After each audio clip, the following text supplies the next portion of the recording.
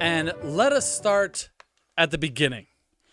The father of medicine, Hippocrates. That's a familiar name. Yep, the Hippocratic oath, first do no harm. That Hippocrates. He was, very popular, very influential. He was wrong about many things, right? He thought generally medicine was based around the four humors. These were the four liquids that defined human existence, right? There was yellow bile, black bile, blood, and phlegm. Phlegm. That was one of the four basic humors, and these things had to be kept in balance for someone to be healthy. So if you were out of balance with one of these humors, one of these fluids, that is where all sickness and everything came from. So that was Hippocrates. About when are we talking? Broad strokes. Broad strokes, a few hundred years BC. Okay. Okay, so this is pre-Aristotle, but not by much. Okay. So his idea of the humors and balancing the humors persists until the late 1800s, I want to say? There's more to it. Oh, boy. All right. Because, as with many things, it got real ruined when it got political.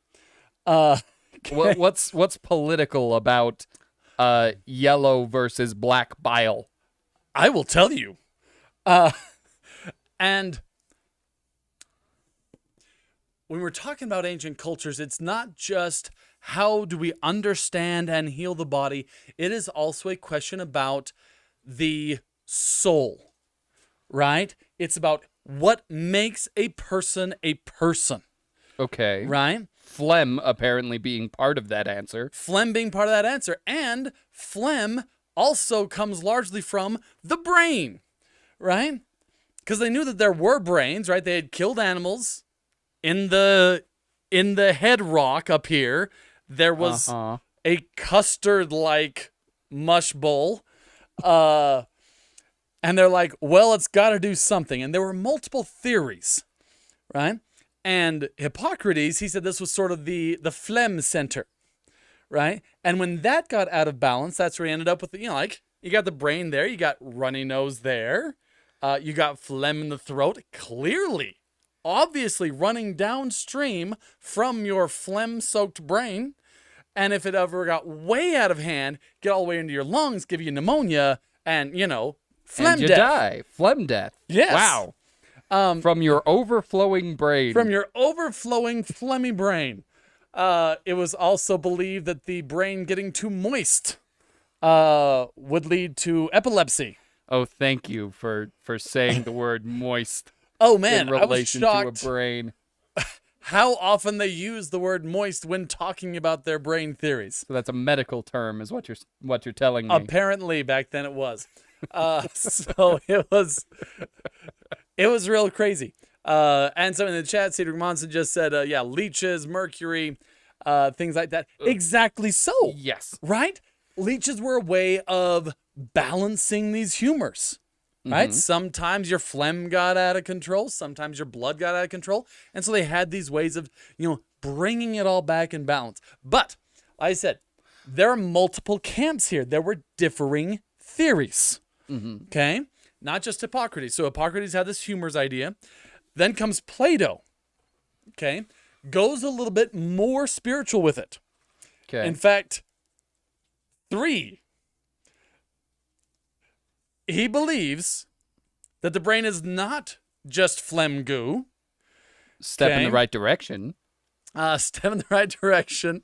But he believes that it is actually the housing of the divine soul, the immortal soul that God created, or the gods or whatever, created man and started from the top down. And so this was where logic lived, right? This was the rational brain. Okay. Or the rational spirit. Okay? That there was an actual there was an actual different spirit in this part of your body than this part. Okay? So, here was the immortal spirit. Okay. And then the gods put in a barrier, the neck, right? To keep Good. the spirits separated. Okay? Then comes Good design. this spirit right here. It was called the spirited spirit. Okay? Okay. And this is where courage and the passions and ambition came from, right? This is like I think Plato also related to like people. These are like the soldiers, right? Here's the ruling Okay. class. These are the soldiers. These are the courageous ones, right? All came from here. Your thriving mortal spirit. From the heart, as Exactly we so. continue to say to Right? this day. This is one of the bizarre political parts about this that kept this such a hot topic all the way up to the 1800s is whether the soul, the self, resided in the brain or the heart. Okay, and it starts all the way back here, right? Hippocrates and Plato and stuff. But there's one more soul, the vegetative soul. Okay, or this is your animal soul, and that Okay. once again, the gods needed to keep the spirits separated, and so they put in a diaphragm. Okay, so they found the diaphragm and decided that was keeping that was a spirit barrier between Okay. these spirits and your vegetative spirit, which is just the animal, your baser lusts and appetites. Your but also your instinct or your gut, I'm going to guess. Yes, There it is. yes, absolutely. It was a gut feeling, a spirit from my belly spirit. a vegetative A vegetative. spiritual It was feeling, called if you will. vegetative because it was believed that plants only had that kind of soul, Oh, right? That all things had souls, but plants only had the belly soul, right? They could only partake and grow and reproduce and just do the basic life things. And like animals might have two, they can act with a little bit more will, but only humans had this, this extra head soul thing going on. Anyway, so that was Plato. Now comes Aristotle. Okay, we're not done yet. We're going to try to keep moving through here. okay. Aristotle, Plato's student, actually, he goes the other way. Okay? He says that clearly all of the motion and personality and soul of a person is in the heart. Okay? Okay. So what is the brain? Well, you see, the heart is hot. Right? It's really warm in there.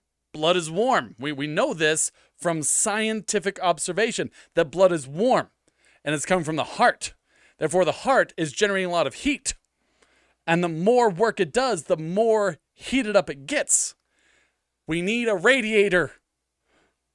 We need something to just disperse all that heat. Something moist. Something moist and mushy. Something moist. Maybe that goes well with eggs.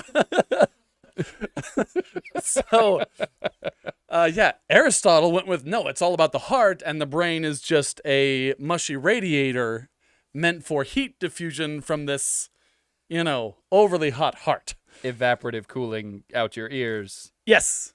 Okay. Yes.